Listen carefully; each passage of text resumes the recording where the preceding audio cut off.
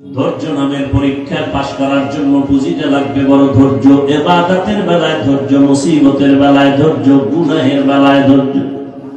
ফজরের 4 রাকাত নামাজ, 4 রাকাত নামাজ পড়তে আপনার সর্বোচ্চ 20 মিনিট সময় লাগবে, কিন্তু কপাল পরা 20 মিনিটের ঘুমের মজা পাইয়া উঠে না, ঠিক নেই?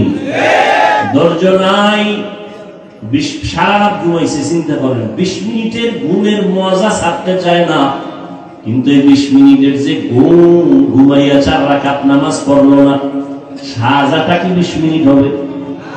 কঠিন সাজা হবে। গুনাহের বেলায় ধৈর্য, নিজের কন্ট্রোল করো। তুমি চাইলে মিথ্যা কথা বলতে পারো, কিন্তু নিজের কন্ট্রোল করো, মিথ্যা বলবা না। বিজয়টা তোমার পক্ষে একটু পরেই চলে আসবে। ধৈর্যের সাথে মুসিবত আসছে, তাড়াহুড়া করবা না, নিজের কন্ট্রোল করো, আল্লাহর সাহায্য কামনা করো। ধৈর্যের এই গুণটা যদি অর্জন করতে পারো, আল্লাহ তোমাকে দুনিয়া আখিরাতে অনেক পুরস্কার দিবেন। এর মধ্যে 2টা পুরস্কার দিবেন, বড় দামি, বড় শ্রেষ্ঠ পুরস্কার। দুনিয়ার পুরস্কার শ্রেষ্ঠ যেটা, আল্লাহ বলেন আমি আল্লাহ তার চিরদিনের বন্ধু হয়ে থাকবো। ইয়া আইয়ুহাল্লাযীনা আমানু ইসতাঈনু বিস-সাবরি ওয়াস-সালাহ ইন্নাল্লাহা মা'আস-সাবিরিন।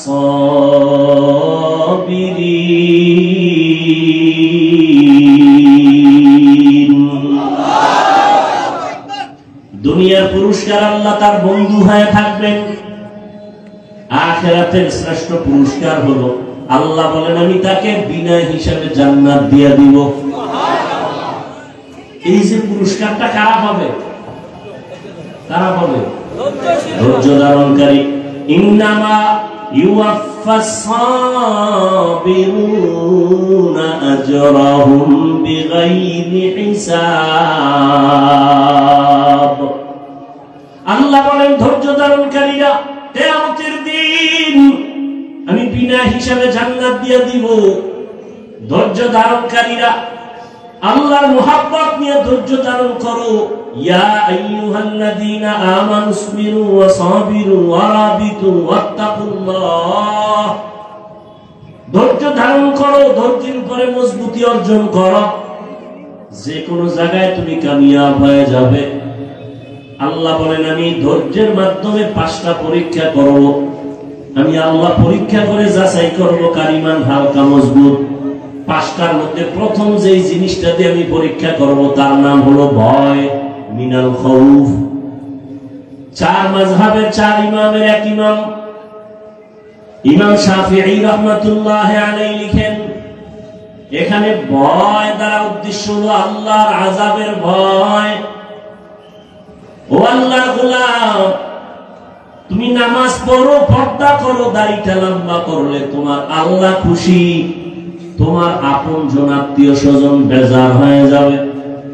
এখন তুমি আত্মীয় স্বজনের ভয়ে দাড়ি কাটবা, বেপরদায় চলবা, নাকি আল্লাহর জাহান্নামের আযাবের ভয়ে নামাজ পড়বা, পর্দা করবা? এটা তোমার পরীক্ষা। ধৈর্য যদি থাকে তুমি পাস, আর ধৈর্য ধারণ করতে যদি না পারো তুমি ফেল হয়ে যাও। আজকে তুমি বিবি তামাশায় পড়িয়া তালে পরে দাড়ি কাটবা, বেপরদায় চলবা, কিন্তু তুমি বিপদে পড়িয়া দেখো তোমার কলিজার বিবিও তোমার আপন থাকবে না। মরা লাগবে না, খালি একটু অসুস্থ হইয়া 10 দিন বিছনায় থাকো, টের ভাইবা তোমার কলিজার বউয়ের মহব্বতের পার্সেন্ট কত। বউরে টাকা দিলে আলহামদুলিল্লাহ, না দিলে নাউজুবিল্লাহ, ঠিক নেই? কোটি কোটি টাকা কামাই করো, বউয়ের জবানে হাসি নাই, শুকর আদায় করে না, দিতে দিতে স্বামী ফকির হয়ে গেল, কয় না আর দিও না, হয় না আরো দাও, আরো দাও। কয়জন বিবি ঘরে আছে বলবে আমার সন্তানের তুমি পোশাক দাও, ঈদের বাজার করো, আমার জন্য কোনো শখ নাই, পারলে তুমি খুশি মনে যখন পারো দিও, এখন আমার দরকার নাই।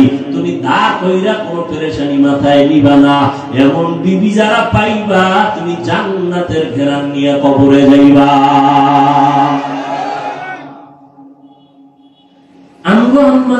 স্বামীরে ফকির বানাইতে পারলে খুশি। পেরেশানি হুদার জায়গায় একটা টেলিফোন করে দেবে, কই আছো? এখানে আছি। তাড়াতাড়ি আইও, ভেজাল কি বিষয়? দৌড়ে গেছে এদিকে একটা জরুরি মিটিং, এক প্যাচ লাগাইয়া দিছে টেলিফোন দিয়া। বাসায় গিয়ে এই আমার মাথাটা ঘুরায়, তো এখন ভালো হয়ে গেছি।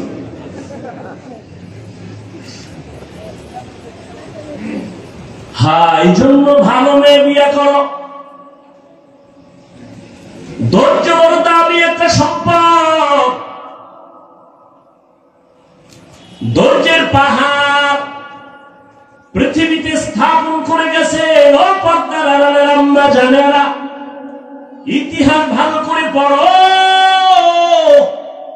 কয়েকদিন আগে আম্মা জানদের ধৈর্যের পরীক্ষা গেল।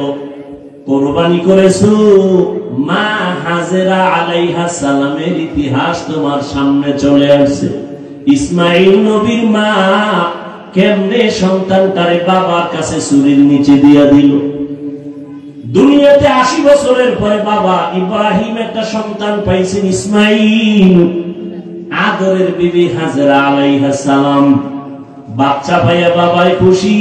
আল্লাহর অর্ডার হয়ে গেছে, এখন আর কাছে রাখা যাবে না। মক্কার কিনারায় জঙ্গল পাহাড়, ওখানে বিবি হাজেরাকে আর ইসমাইল শিশুটারে রাইখা নবী ইব্রাহিম বিদায়। আম্মা জান হাজেরা কয়, ও পয়গম্বর, আপনি যেখানে রেখে যান, আপনি কই যান? আমি বাড়ি চলে যাই। বিষয়টা কি? এখানে মানুষ নাই, সূর্যের আলো নাই, কিচ্ছু নাই, খাওয়ান দাওয়ান নাই। আমি মহিলা মানুষ, এই শিশু বাচ্চা নিয়ে কেমনে থাকবো? এবার ইব্রাহিম নবী কথা বলে না, চুপ করে দাঁড়ায় আছেন। মা হাজেরা বলে, আরে নবীর স্ত্রী তো, এত বুদ্ধি তো আল্লাহ কিছু দিয়ে রাখছেন। কয়, বড় বউ সারা বিশ্ব সুন্দরী, এর সাথে কোনো দ্বন্দ্ব? ইব্রাহিম নবী মাথা নাড়ায় বলে, না। হাজেরা বুঝতে পারছেন এখানে আল্লাহর হুকুম আছে। এবার আল্লাহর হুকুম হয়েছে নি। এবার ইব্রাহিম নবী জিও বলে না, মাথা দিয়া সম্মত দিলেন, হ্যাঁ। এবার হাজেরা কয়, আল্লাহ যদি অর্ডার করে থাকে, আমি হাজেরার কোনো আফসোস নাই, দুঃখ নাই। আপনি চলে যান, দোয়া করবেন আল্লাহ যেন হেফাজত করে। মা হাজেরার ধৈর্য, মা হাজেরাকে আল্লাহ এত ভালোবাসেন, এই ধৈর্যের কারণে কিয়ামত পর্যন্ত, ইসরাফিলের সিংহায় ফুৎকার দেওয়া পর্যন্ত মা হাজেরার স্মৃতি আল্লাহ হাজীদের জন্য ওয়াজিব করে দিয়েছেন। ও হাজী সাহেবরা, তোমরা মক্কায় গিয়ে যখন হজ করবা, সাফা মারওয়ায় আমার হাজেরা দৌড়াইছে 7 বার। তোরা যদি দৌড়টা না দেও, আমি আল্লাহ তোদের কারো হজ কবুল করব না। চিন্তা করে বালিশে মাথা লাগাইয়া, এটা কেমন কপাল যে হাজেরার দৌড় কিয়ামত পর্যন্ত আল্লাহ বাধ্য করে দিয়েছেন, হাজিরা দিবি দৌড়, না হয় হজ বাতিল। মাওলার কাছে হাজেরার ধৈর্য পছন্দ হয়ে গেছে। আর তুমি সেই জমজমের পানি পান করতেছো, মা হাজেরার কান্নার ফসল। ইসমাইল দুধ পায় না, খানা পায় না, কাঁদতেছে। মা হাজেরা দৌড়া ইসমাইলের পানি দেওয়ার জন্য, একবার সাফা একবার মারওয়া। এবার আল্লাহর পক্ষ থেকে সাহায্য চলে আসলো। কে যেন হাজেরাকে একটা ডাক দিছে কোথা থেকে। হঠাৎ করে খেয়াল করে দেখে আওয়াজটা বাইতুল্লাহর পার্শ্ব থেকে আসছে। কিনারায় গিয়ে দেখে অদৃশ্যের আওয়াজ। বলে, হাজেরা ডাকছো কেন? কোনো টেনশন করিও না। জিব্রাইল আইসা একটা পাখার একটা ডানা দিয়া বাড়ি মারছে মাটিতে, পানি ওঠা শুরু হয়ে গেছে। কেউ লেখেন ইসমাইল নবীর বাচ্চা মানুষ যে পা নাড়াইছে কান্নার সময়, পায়ের আঘাতে পানি। তবে বিশুদ্ধ বর্ণনা হলো জিব্রাইলের আঘাতে পানি উঠছে।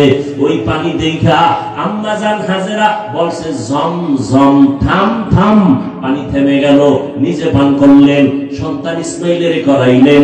সারা দুনিয়ার সব বেঈমান বিজ্ঞানীরা, মুমিন বিজ্ঞানীরা একমত, জমজমের মতো পিওর পানি পৃথিবীর আর কোথাও এমন পিওর নাই। রহমতের নবীকে সাহাবায়ে কেরাম প্রশ্ন করলেন, ও আল্লাহর রাসূল, জমজম পানি কমেও না বাড়েও না, crore crore crore crore million trillion billion ton পানি হাজিরা নিয়ে যায়, এখনো যেখানে আছে আগেও সেই রকম ছিল, কমেও না বাড়েও না। সাহাবায়ে কেরাম বলেন, নবী এই জমজমের তলা কই? তলা কূপের। নবী বলেন, জমজম কূপের তলা হলো হাউজে কাউসারের সাথে। আল্লাহর চিনবি না রে নিমুখা,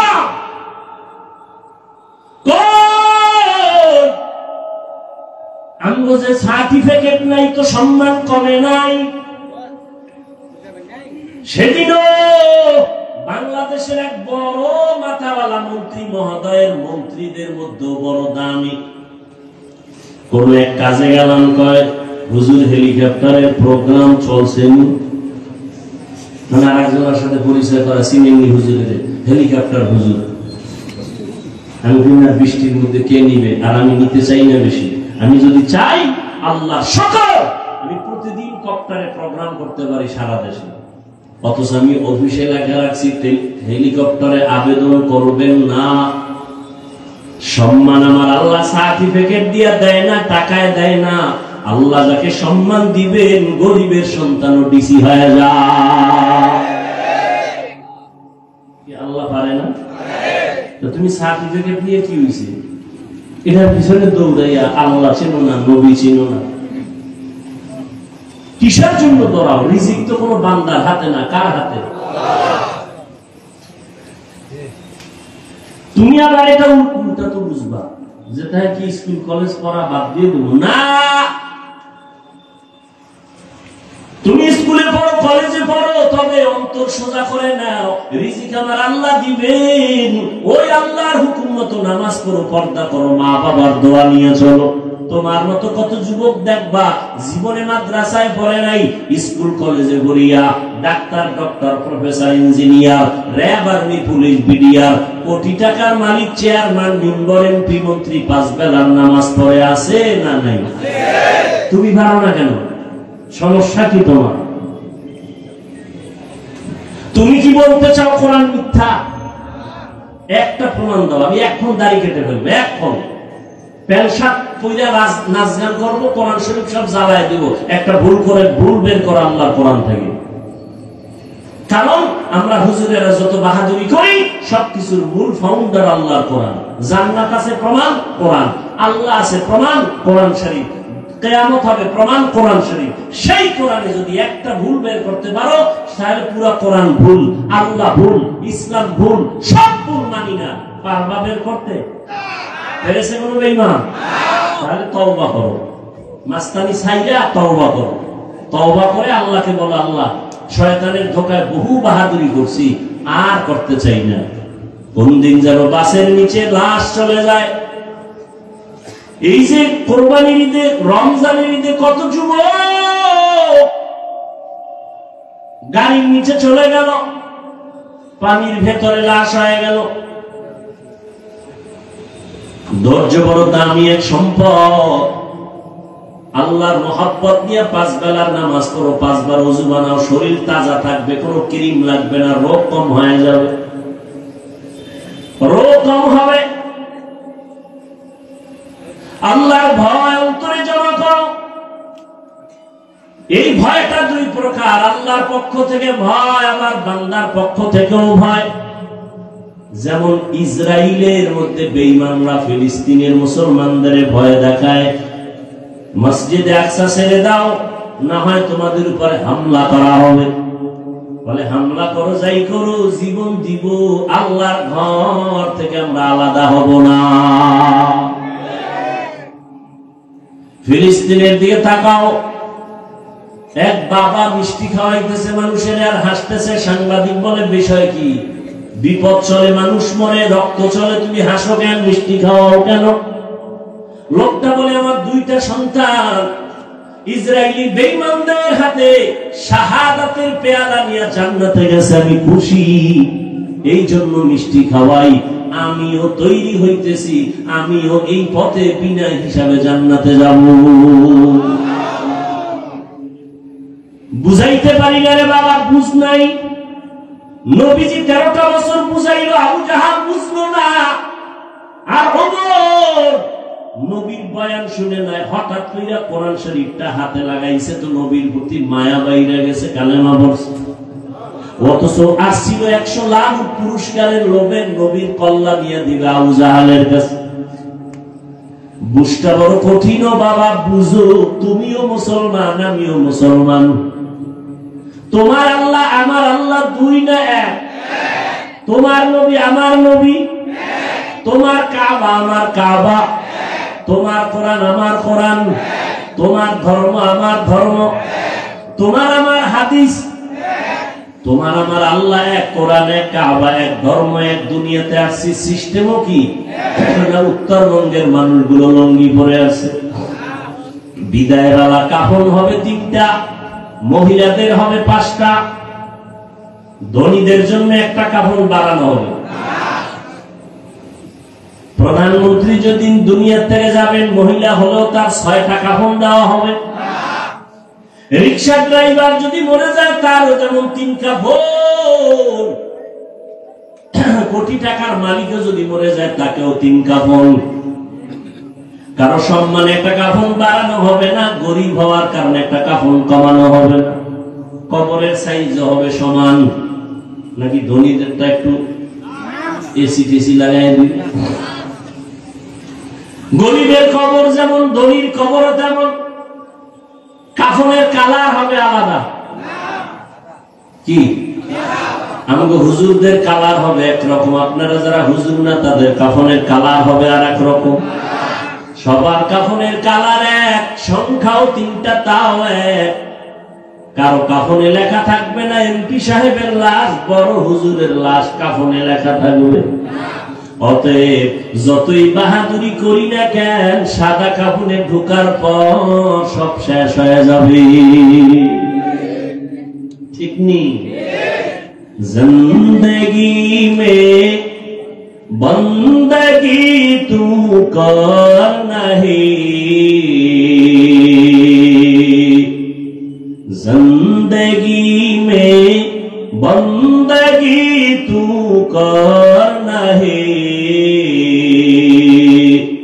जिंदगी पे बंदगी शर्मिंदा है, जिंदगी पे बंदगी शर्मिंदा है। दुनिया में हो दुनिया का तलबगार ना हो, बाजार से गुजर हो खरीदार ना हो।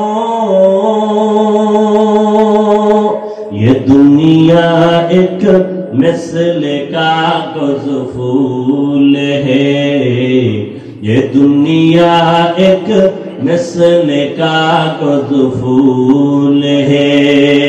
जिंदगी में बंदगी तू कर नहीं, जिंदगी में बंदगी शर्मिंदा है, जिंदगी में बंदगी शर्मिंदा है।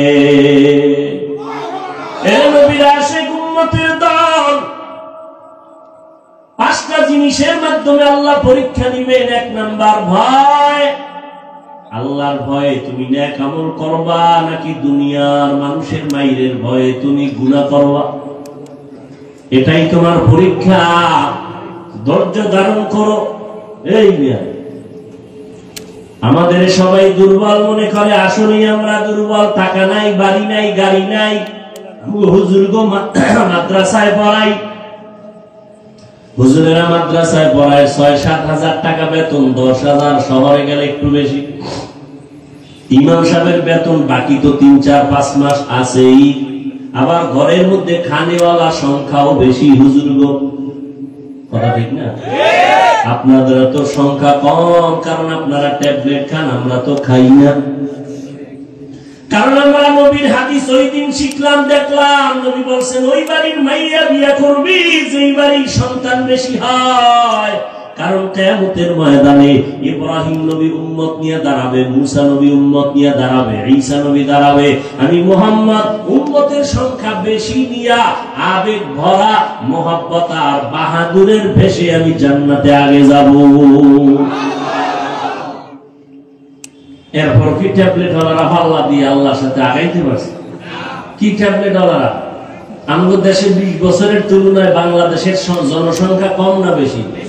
সত্য কথা বলেন তো, ট্যাবলেট কই? ওই একটু আগে বলছি, মনে আছে? বান্দা চাইলে কিছুই হয় না, আল্লাহ চাইলে সব হয়। আল্লাহ যদি কয় আমি কোন বান্দা দুনিয়াতে পাঠাবো, ও ট্যাবলেট কেন? ও যদি ওই মহিলাকে জবাইও করে, এরপর আল্লাহ গর্ভ থেকে বাচ্চা বের করে দিবে। সময় নেই সে ঘটনা বলা। আল্লাহ কি পারেন? আল্লাহ চিনি না, আল্লাহ কি পারেন? ভারতের মতো বিশাল একটা দেশ, যেই ভারত থেকে ইসলামের আলো প্রথম জ্বলছে, যেমন কোরবানি, ইসলামের একটা পৃথিবীর শ্রেষ্ঠ এক ইতিহাস কোরবানি, এটা ভারত থেকে শুরু হয়েছে। এই খবর তো নাই, মানে যদি না কইয়া বয়ান সাইরে দিতে হুজুরের আন্দোলন করবে যে মিশা কথা বলল ভারতের পক্ষে দালালি করবে, মানে হিংসা তো অন্তরে জমা। শুধু কি তাই, পৃথিবীর ইতিহাসে মুসলমানদের এক বিজয়ী এক আওয়াজ হলো হজ। এই হজ শুরু হয়েছে ভারত থেকে। ইসলামের ইতিহাসে হজ শুরু হয়েছে ভারত থেকে। ভারত সরকার যদি হুনি, ইতিহাস আমরা জানি, একটা জাতিকে দুর্বল করে দেওয়ার যত মাধ্যম আছে, কিন্তু বড় মাধ্যম ইতিহাস থেকে একে দূরে সরাই দেওয়া, তাহলে জাতিকে নত করানো সম্ভব। ইসলামের ইতিহাস আমরা জানি না, এ কারণে আমি ইমান দুর্বল। আমাদের মুসলমানদের ইতিহাস হলো অগ্নি ঝরা ইতিহাস। আদম আলাইহিস সালামকে আল্লাহ জান্নাত থেকে চরণ দ্বীপে পাঠাইলেন ভারতে। কোথায়? আল্লাহ তাআলা আদমরে দুইটা সন্তান দিলেন, হাবিল আর কাবিল, দুই ভাই। ঘটনা বলার মাকসাদ আমার নাই, আমি সংক্ষেপ বলি। দুই ভাই ঝগড়া করে বিভিন্ন ঝামেলা এক পর্যায়ে হাবিলকে ভাই কাবিল হত্যা করে ফেললো। বহুত ঝামেলা হলো, কোরবানি করার আদেশ চলে আসলো আসমান থেকে। দুই ভাই তর্ক লাগাইছে। আদম নবীকে মা হাওয়ার মাধ্যমে প্রতি বছর দুইটা সন্তান আল্লাহ দিতেন, একই মায়ের গর্ভ থেকে, একটা ছেলে একটা মেয়ে। পরের বছর আবার দুই সন্তান, পরের বছর আর দুই সন্তান, এক ছেলে এক মেয়ে। আগের বছর মেয়েটা, পরের বছর মায়ের ভাই বিয়া করবে। আগের বছরের ভাই পরের বছরের মায়ের গর্ভের আপন বোনের বিয়া করবে। এটা কি এখনো জায়েজ আছে? এটা শরীয়তে আদম নবীর শরীয়তে হালাল ছিল। আদম নাই, আদমের শরীয়ত নাই। কিয়ামত পর্যন্ত শ্রেষ্ঠ নবীর শ্রেষ্ঠ শরীয়ত চলবে, মুহাম্মদের শরীয়ত দিয়া কিয়ামত পর্যন্ত চলবে। চালাকি করলে কপাল পুড়ে যাবে। তাহলে কোরবানি শুরু হয়েছে কোথা থেকে? কোরআন শরীফের আয়াত। আমি ওই বিষয়ে আলোচনা করব না, এজন্য হালকা বললাম। আর আদম নবী মানব জাতির আদি পিতা আবুল বাশার, তিনি এই চরণদ্বীপ ভারত থেকে পায়ে হেঁটে 40 বারের বেশি বাইতুল্লাহ গিয়া হজ করছেন, হেঁটে হেঁটে। সুবহানাল্লাহ। ফজরও পড়ে নাই, জোহর পড়ে নাই, আসর পড়ে নাই, মাগরিব পড়ে নাই, এশাও পড়ে নাই। এখানে সাফাবাজি করে আমরা আশিকে রাসূল। দেখো জবানে সুবহানাল্লাহ আসবে কিভাবে? এরা নামাজ লাগে এটাকে জরুরি মনেই করে না। কত বড় বেয়াদব হইলে পায় নামাজ না পড়লাম গো ঈমান তাজা। কত বড় নিকৃষ্ট বেয়াদব। আল্লাহ হেদায়েত দান করুন। অথচ রাসূল বলেন পৃথিবীর নিকৃষ্ট চোর যারা নামাজ চুরি করে। আর যারা নামাজ পড়ে এগো খবর আছে। আল্লাহ কয় আমি মুসল্লি নামাজির জন্য ওয়াইল নামক জাহান্নাম বানাইছি। কঠিন এক জাহান্নামের নাম ওয়াইল। এটা বানাইছে আল্লাহ পাক নামাজি মুসল্লির জন্য। এবার বুঝেন যারা নামাজ পড়েন টের পাইতেছেন নি কিছু? কোরআনের আয়াতের শব্দ শুনাইতেছি। নামাজি মুসল্লির জন্য ওয়াইল নামক জাহান্নাম, এটা বড় মারাত্মক জাহান্নামের নাম ওয়াইল। ওয়াইলুল লিকুল্লি হুমাযাতিল লুমাযা। ওয়াইল নামক জাহান্নাম, যারা মানুষের নামে গীবত করে আর বানায় বানায় অপবাদ দেয়, ওয়াইল জাহান্নাম। ওয়াইল ইয়াউমাইযিল লিল মুকাদ্দিবিন, মিথ্যাবাদীর জন্য ওয়াইল নামক জাহান্নাম। ওয়াইলুল লিল মুতাফফিফিন, ব্যবসায় যারা ঝামেলা করে, মাপে ঝামেলা করে, ওয়াইল নামক জাহান্নাম। ওয়াইল নামক জাহান্নামটা বড় মারাত্মক। ও আল্লাহর বান্দারা, আর এক আয়াতে আল্লাহ বলেন নামাজির জন্য ওয়াইল নামক জাহান্নাম। আরাইতাল্লাযী ইউকাযযিবু বিদ্দীন ফাযালিকাল্লাযী ইয়াদউল ইয়াতীম ওয়া লা ইয়াহুদ্দু আলা তাআমিল মিসকিন। পরের পরেরটা বাসায় গিয়ে তরজমাটা বলেন, ফাওয়াইলুল লিল মুসাল্লিন, মুসল্লির জন্য ওয়াইল নামক জাহান্নাম। এবার যারা নামাজ পড়েন একটু খুশি নাকি? আমরা তো ইলাইনে নেই। হ্যাঁ, তোমার জন্য আরো কঠিন জাহান্নামের আযাব। তোমার পরকালের ভিড়া তো পড়ে, নামাজ না পড়ে দুনিয়াতে চেহারার নূর থাকবে না, থাকবে না। এখনই তো চেহারা দিয়ে তাকাইলে মায়া লাগে না, অথচ বয়স মাত্র 27 বছর। এর যুবক 40 বছর পর্যন্ত তোর চেহারাটা সুন্দর থাকবে, উজ্জ্বল থাকবে, কোনো মেডিসিন পাউডার ক্রিম লাগবে না, আল্লাহ নিজ হাতে এটা বানায় দিয়েছে। অথচ 27 বছর বয়স তোর 25 বছরের চেহারার মধ্যে কেন উজ্জ্বলতা নাই, মায়া নাই, দেখলে ভালো লাগে না? তোর চেহারা তো নষ্ট হয়েছে কেন বল? সারা রাত্র মোবাইল নিয়ে কবিরা গুনাহ করছো, আমার মাওলা সহ্য করতে পারে নাই, চেহারার নূর আল্লাহ নিয়ে নিছে। শুধু কি তাই? এই মোবাইল চালাইতে চালাইতে তোর চোখের পাওয়ার নাই, কানের পাওয়ার নাই, হাত দুর্বল, ব্রেন দুর্বল, সব দুর্বল হয়ে গেছে। বুকে ব্যথা বাড়ছে, মাথা ব্যথাও বেড়ে গেছে এই মোবাইল দেখতে দেখতে। ঠিক নেই? একটু টেনশন দূর করি। মোবাইল হলো সব রোগের মূল রোগ। এক ওসি সাহেব কয়, হুজুর নেশার বিরুদ্ধে ওয়াজ করেন।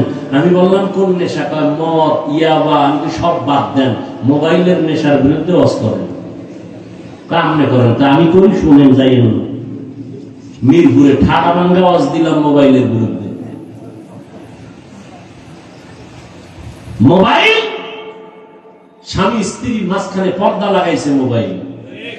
স্ত্রী স্বামীর হক আদায় করে না, স্বামী স্ত্রীর হক আদায় করে না। কেন? কয় মোবাইলের হক আদায় করতেই তো রাত শেষ। মা বাবা সন্তানের হক আদায় করে না মোবাইলের কারণে। সন্তান মা বাবার হক আদায় করে না মোবাইলের কারণে। তাজা তাজা প্রাণগুলো চুরির নিচে চলে গেল মোবাইলের কারণে। কি বলবো, লেখাপড়ার ঘরে আগুন লাগছে মোবাইল। এই মোবাইলের কারণে মায়ের সাথে বেয়াদবি করেছো যুবক, মোবাইলের কারণে বাবার সাথে গাদ্দারি করেছো, শিক্ষকের সাথে বেয়াদবি করেছো। আল্লাহর কসম করে বলি, লিখে রাখ, তোর কপাল আগুন লাগছে, তুই মরার এত তাড়াতাড়ি মরবি না। আর যদি মর তো গাড়ির তলে, মানে সে ধর, এটাও কইতে পারবি না, শেষ। আর যদি না মরো তো বিছানায় মরার আগে পঙ্গু হয়ে থাকবি, লিখে রাখ। হাদিস শুনানোর সময় নাই যে আমি যা বলতেছি মনে করিস না গাঞ্জা খাইছি। আমার চেহারা দেখলে গাঞ্জা খোরের মতো মনে হয়? তো তুই কেন বলো আবল তাবল বলি? তোর চেহারা দেখলে মনে হয় তুই গাঞ্জা খাও, তুই ইয়াবা খাও, তুই নামাজ পড়ো না, তুই মায়ের সাথে বেয়াদবি করো, বাবার সাথে বেয়াদবি করো। অল টাইম তোর উপরে অভিশাপ, অভিশাপ, অভিশাপ। ভয় লাগে তুই কখন হাত পাও ভেঙে গাড়ির তলে ফিরে থাকবি, ভয় লাগে আমার। শিক্ষকের সাথে বেয়াদবি করেছ, পাওয়ার দেখাইতে গেছো শিক্ষকের সাথে।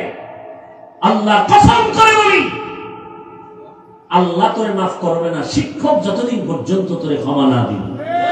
এটা বান্দার হক, বান্দার হক, বান্দার হক। মা বাবায় ক্ষমা না দেওয়া পর্যন্ত আল্লাহ দিবেন না।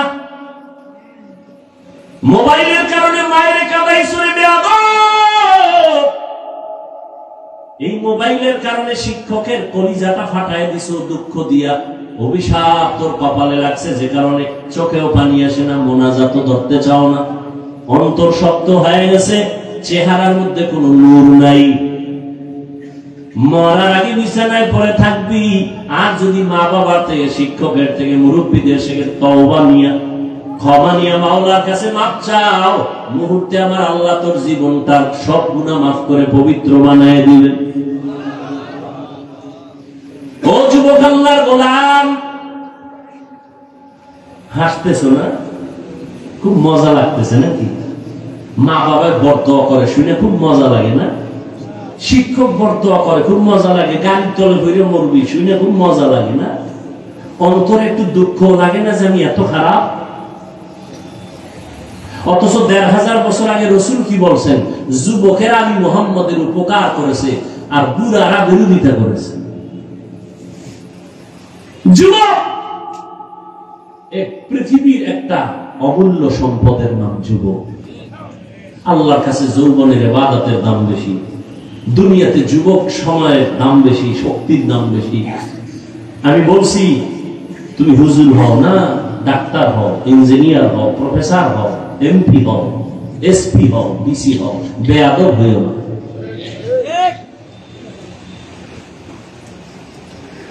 অনেক ডিসি সাহেবের গুণগান খুব ভালো, খুব ভালো, এসপি সাহেব ভালো, মেম্বার ভালো, চেয়ারম্যান ভালো, নাই? সবকিছুর ভালোর পেছনে মায়ের অবদান, মায়ের দোয়া।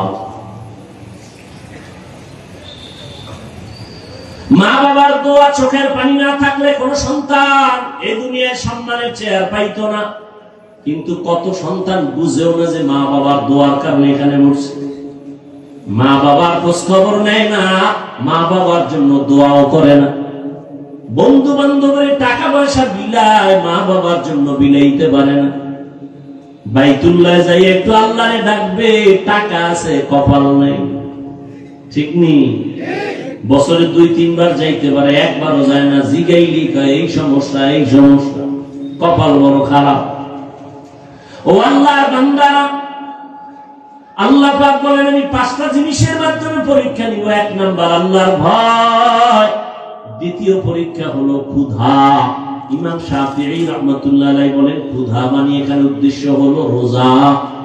এই যে রমজান মাস গেল, কত কুলাঙ্গারের বাচ্চারা এই বাংলাদেশে বলছে ঘরের মধ্যে কি ভাতের অভাব আছে, রোজা রাখবো কেন?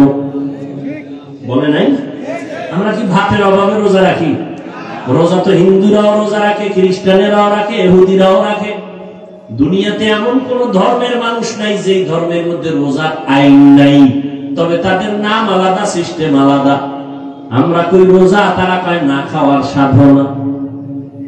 কোন কোন ধর্মেও দেখছি এরকম লেখা, না খাইয়া যদি মরতে পারে বিনা হিসাবে জান্নাত পাবে। কিন্তু আমরা মুসলমানেরা না খাওয়ার সাধনা করি না, বরং না খাওয়ার ভেতর থেকে আল্লাহ পাওয়ার সাধনা করি। পরকালের সওয়াব বাদ দাও।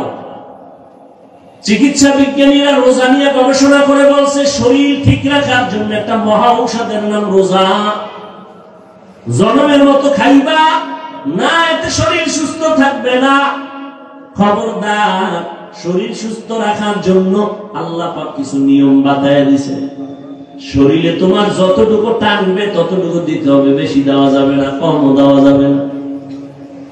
তোমার শরীর, তোমার পেট, পুরো বডির মধ্যে তোমার মেশিন। প্রত্যেকটা মানুষের ভিতরে 23টা ইঞ্জিন আছে, 23টা মেশিন আছে। কয়টা? 23টা মেশিন আছে বডির ভিতরে। মাথায় আছে 10টা। কয়টা? পেটের মধ্যে আছে 8টা। কয়টা? 8টা। এরে আল্লাহর বান্দা, এই মেশিনের মধ্যে শ্রেষ্ঠ যেটা মূল হেড, সেটা হলো পেট। তোমার এই বডিকে সুস্থ রাখার জন্য ওখান থেকে 8টা মেশিন পুরো বডিটারে কন্ট্রোল করে পেটের মাধ্যমে। এরে নবীর উম্মতের দল, এই জন্য খাদ্য নিয়ম ছাড়া খাওয়া যাবে না, বেশি খাইলেও ঝামেলা, কম খাইলেও ঝামেলা। বিজ্ঞান চিকিৎসা বিজ্ঞানীরা বলে আমার কথা যদি বিশ্বাস না করো, আজকে বাসায় গিয়ে মোবাইলে তো আকামি করছো জীবনভর, আজকে একটু গুগলে সার্চ দিও, গুগলে সার্চ দাও, দিয়া লেখবার রোজার দ্বারা শরীরের উপকার কি কি, ওখানে সব তঙ্গ মুরব্বী টাইওয়ালারা বসে আছে, গবেষক, আমাকে হুজুর টুজুর ওখানে কেউ নেই, সুন্দরভাবে গবেষণা দিয়ে রাখছে রোজা রাখলে কি হয়। আমাদের বাংলাদেশের এক হিন্দু ডাক্তার গত রমজানে 50 লাইনের একটা ফেসবুকে লেখা দিছে, আমাকে একজনে দেখাইলো রোজার দ্বারা শরীরের কি উপকার। এজন্য রহমতের নবী পৃথিবীর শ্রেষ্ঠ ডাক্তার, পৃথিবীর শ্রেষ্ঠ ডাক্তার আমার নবী। শুধু রমজান না, প্রত্যেক সোমবার, সপ্তাহে বৃহস্পতিবারও রোজা রাখতেন। রোজা রাখলে শরীর সুস্থ থাকে, পুরো ব্যালেন্স ঠিক থাকে, জনমের মতো খায়, আল্লাহ যা দিছে খায়, নিজেও আউলা জাউলা খাইতেছে, খাইয়া আস্তে বিছানায় পড়ে থাকে। লাভ কি? হালাল হারাম খাইলে কোনো শান্তি নেই রে বাবা। হালাল ছাড়াও যারা হারাম বানায় খায়, এই কারণে পেট নষ্ট, তার সব নষ্ট।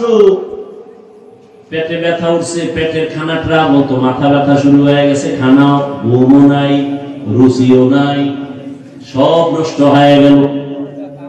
এজন্য আল্লাহ বলেন আমি ক্ষুধার মাধ্যমে পরীক্ষা নিব রোজা। আরাফার রোজা সামনে আসতেছে, আশুরার রোজা মুহররমে। আরাফার রোজা, নফল রোজা মাঝে মাঝে রাখিও, শরীর সুস্থ থাকবে। হিন্দুদের মধ্যে খবর নেন, ওরা খায় খুব সীমিত, আমি মুসলমানের থেকে অনেক সুস্থ। তারা নিয়মতান্ত্রিক, যা খায় খুব সাবধানে খায়, নিয়মতান্ত্রিক ভাবে চলে। আর মুসলমানের মধ্যে আর এই বাঙালি জাতি কি পরিমাণ যে খাইতে পারে, আর না পারলেও কিলাকিলিতে অনেক উপরে আছে। এই যত মামলা হামলা শুধু খাওয়ার জন্য, আর কেউ খাইতে দিন না, সব আমি খাবো, এটা হলো কুত্তার মেজাজ। কুত্তা চায় সব একা খাবে, অন্যকে খাইতে দিবে না, কি ঠিক না? মাইকে বলে কেউ খাবে, কেউ খাবে না, তা হবে না।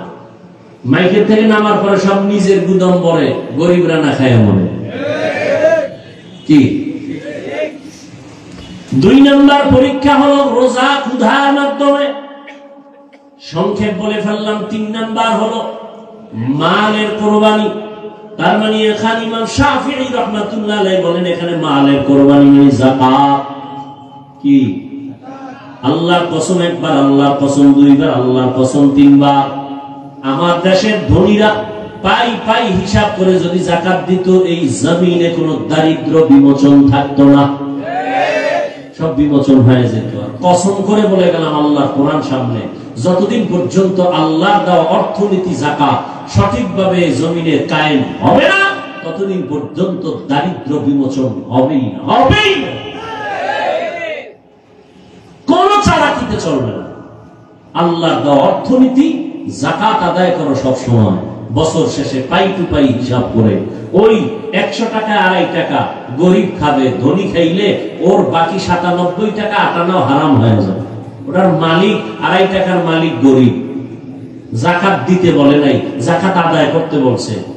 যাকাত দেওয়া এক জিনিস, আদায় করা আর এক জিনিস।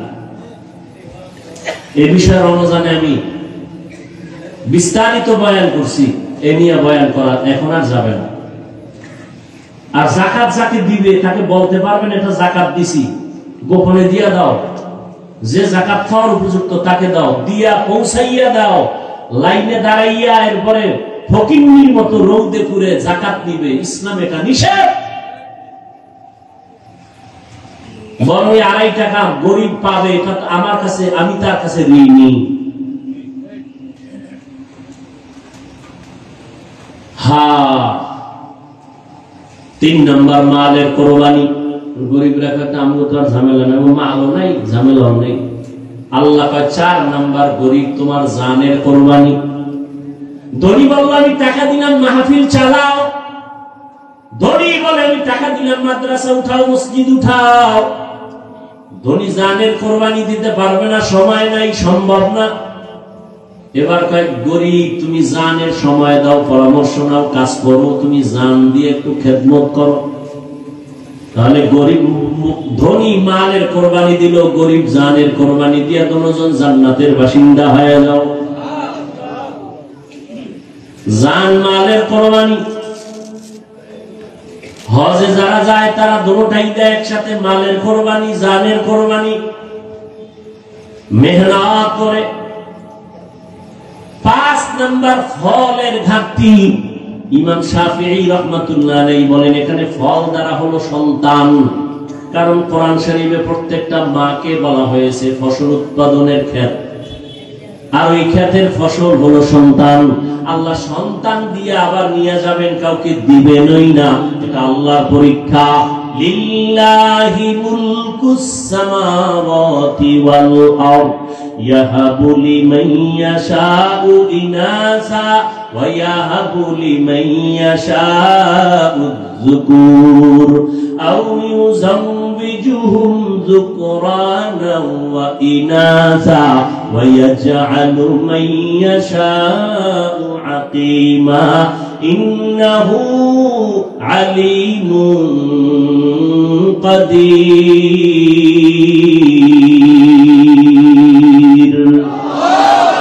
আল্লাহ বলেন আসমান জমিনের ক্ষমতা আমার হাতে, আমি চাইলে কাউকে ছেলে দেই, কাউকে মেয়ে দেই, কাউকে দুটোটা দেই, কাউকে কোনোটাই দেই। ক্ষমতা কার? আল্লাহ পাক বলেন আমি ছেলে দিয়া সন্তান দিয়া পরীক্ষা নেই। ইন্নামা আমওয়ালুকুম ওয়া আওলাদুকুম ফিতনা। সম্পদ আর সন্তান তোমার জন্য পরীক্ষার বস্তু। খবরদার সন্তানের মায়ায় পড়ে আল্লাহকে ভুলে যেও না। ও আল্লাহর বান্দারা, পর্দারা, আম্মা জানেরা, আল্লাহ সন্তান দান করেছেন, সন্তানটাকে মানুষ বানায় যান।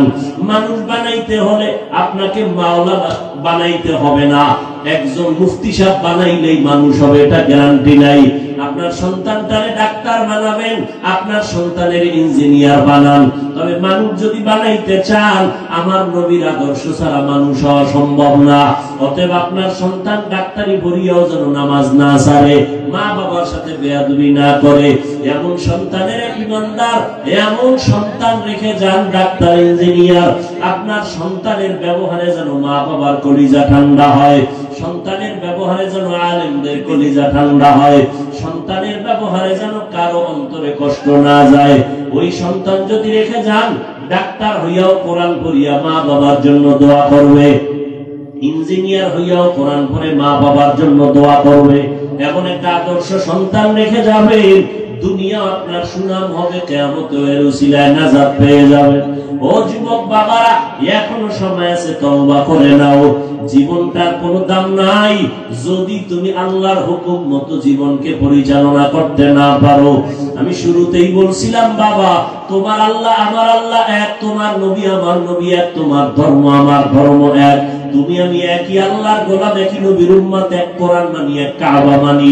অথচ তোমার দাড়ি রাখতে লজ্জা লাগে, আমার দাড়ি কাটতে লজ্জা লাগে। বিষয়টা কি? তুমিও নবীর উম্মত, আমিও উম্মত, তোমার আল্লাহ আমার আল্লাহ এক, কোরআন এক, ধর্ম এক। তোমার নামাজ পড়তে কষ্ট লাগে আর আমার নামাজ না পড়লে লজ্জা লাগে। তোমার পর্দা করতে লজ্জা লাগে, আমার পর্দা না করলে লজ্জা লাগে। তুমি মসজিদে ঢুকতে লজ্জা পাও আর আমি মসজিদে না ঢুকলে লজ্জা পাই। বিষয়টা কি? আসলে বিষয় কিছুই না। আবু জাহিল্লাও একটা মানুষ, ওমরে ফারুক একটা মানুষ। ব্যবধানটা কোথায়? ওমর যেই রাস্তায় চলে ওই রাস্তায় শয়তান পর্যন্ত আসে না, ভয়। ওমর এমন আল্লাহর গোলাম হয়ে গেল যে ওমরের তরবারির সামনে কোনো বেঈমান দাঁড়াইতে পারে না, ভয়। কারণটা কি? ওমর আর আবু জাহালের সূরত এক, কিন্তু ওমরের মধ্যে মদিনার নবীর আদর্শ আসার কারণে আল্লাহ এত পাওয়ার দান করছেন। এক ওমরের দ্বারা গোটা দুনিয়া অর্ধজাহান শাসন করছেন, শোষণ করে নাই। ওমরের কোনো বডিগার্ড নাই, সিকিউরিটি গার্ড ওমরের নাই, কোনো অস্ত্র নাই। রোমের সর্দার, রোম সম্রাট কয় ওমরের এত সুনাম, এই ওমরের বডিগার্ড কয়জন? খবর নাও। গিয়া খবর নিয়ে দেখে কোনো বডিগার্ড নাই, একা একা চলে। একা একা চলে, অর্ধ দুনিয়ার বাদশাহ। তারে মারার জন্য তো বড় সহজ। হ্যাঁ সহজ। যাও দায়িত্ব দিয়ে দিল তরবারি নিয়া ওমরের মারতে পারবা কে? কয়েকজন রেডি। গোপনে একা কোথায় তাকে মেরে ফেলবা? খবর নিয়ে দেখে এরকম একটা খোলা ময়দানে পাহাড়ের পাশে ওমর একা হাতের বালিশ বানায় ঘুমাইতেছে, আর কেউ নাই। দুশ্মন খবর পাইয়া রওয়ানা। এই সুযোগ হাতছাড়া করা যাবে না। আল্লাহ যদি হেফাজত করে দুনিয়ার সবাই এক হইয়াও তার ক্ষতি করতে পারে না। ওমর তো ঘুমে আছে, তরবারি নিয়ে দুশ্মন মাঠের কিনারায় গিয়া দেখে কেউ নাই, সহজে মেরে ফেলবো, মনে বড় খুশি। কিন্তু হঠাৎ করে আবার ভয়, এক কদম সামনে যায় আবার দাঁড়ায় যায়, পেছনে ব্যাক করে আবার যায়। এভাবে করতে করতে দীর্ঘ টাইম ওমরের কিনারায় কাছাকাছি যাইয়া এবার ভাবতেছি ওমরের মারবো। হঠাৎ করে দেখে কিনারায় যাওয়ার পর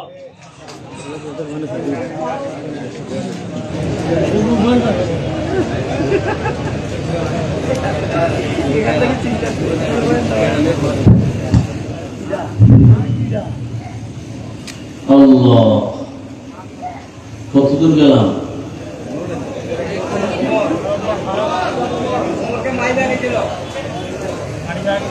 ওমরে ফারুকের কিনারায় গিয়া দুশ্মন দাঁড়াইল।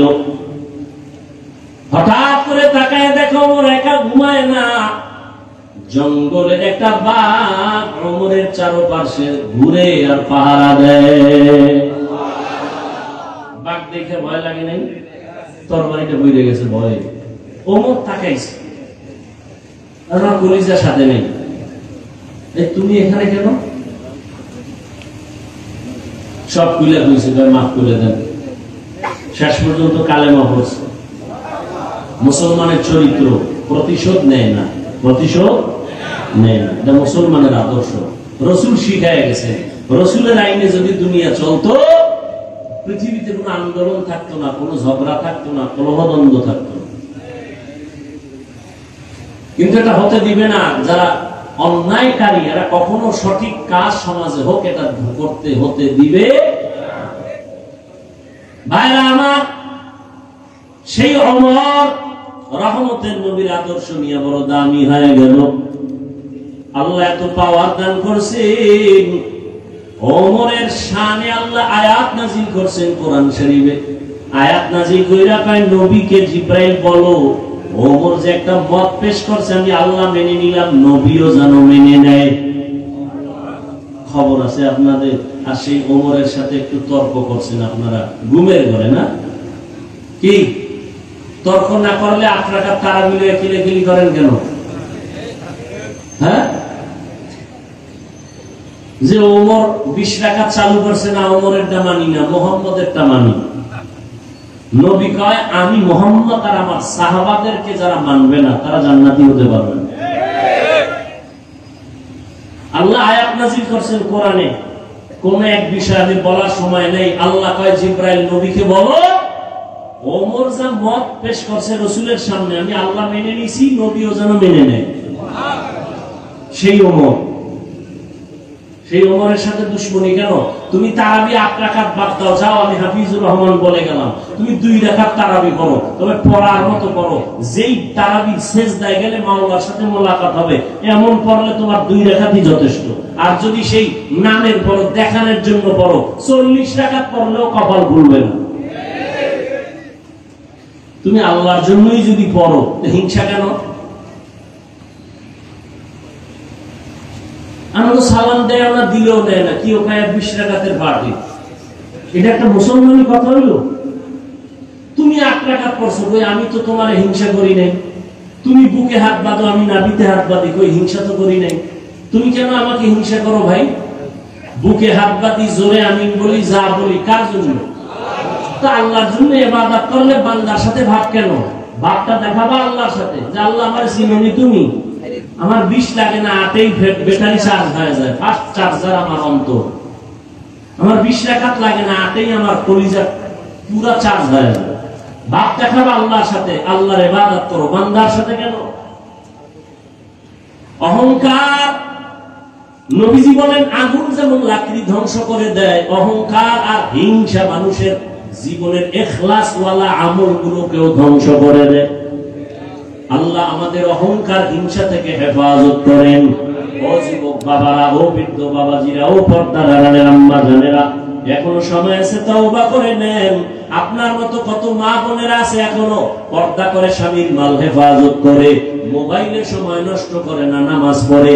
ও মা বোনেরা, আপনারা কেন পারবেন না? স্বামীর মাল হেফাজত করেন, নিজের সতীত্ব বজায় রাখেন। চরিত্র নষ্ট করলে দুনিয়াতে কেউ আসলে ভালোই জানে না, আল্লাহর কাছেও তো কোনো সম্মান থাকবে না। মরার পরে অশান্তি শুরু হবে, আপনার সন্তানেরা আপনার চরিত্রের কারণে কষ্ট পাবে। এখন থেকে তওবা করে নেন। ও বাবাজিরাও তওবা করে নামাজ পড়েন। যুবক বাবারা তওবা করো, আল্লাহর কাছে বলো জীবনে আর নামাজ ছাড়বা না। মনে মনে বলো, আল্লাহ শয়তানের ধোঁকায় গুনাহ করে ফেলেছি, আর করব না। তোমার কোরআন সত্য, গুনাহগারের জন্য জাহান্নাম তাও সত্য কোরআনে আছে, নেক আমলওয়ালাদের জন্য জান্নাত কোরআনে আছে। আজকে থেকে তওবা করে নিলাম, নামাজ ছাড়বো না, দাড়ি কাটবো না, বেপরদায় চলবো না, মা বাবাকে কষ্ট দিব না। উলামায়ে কেরামের পরামর্শ নিয়া নবীজির সুন্নাত অনুযায়ী চলবো। তওবা করার মতো যদি কারো অন্তর তৈরি হয়, অন্তরে যদি কোনো দুর্বলতা না থাকে, দুটো হাত আমার আল্লাহকে দেখায় দাও। আয় আল্লাহ, তওবা কবুল করে নেন। তওবার উপরে মজবুত হইয়া চলার মতো তৌফিক দান করেন, আমিন। আলহামদুলিল্লাহি রাব্বিল আলামিন, والصلاة والسلام على سيد الأنبياء والمرسلين وعلى آله وأصحابه أجمعين يا أرحم الراحمين يا أرحم الراحمين يا أرحم الراحمين رب ارحمهما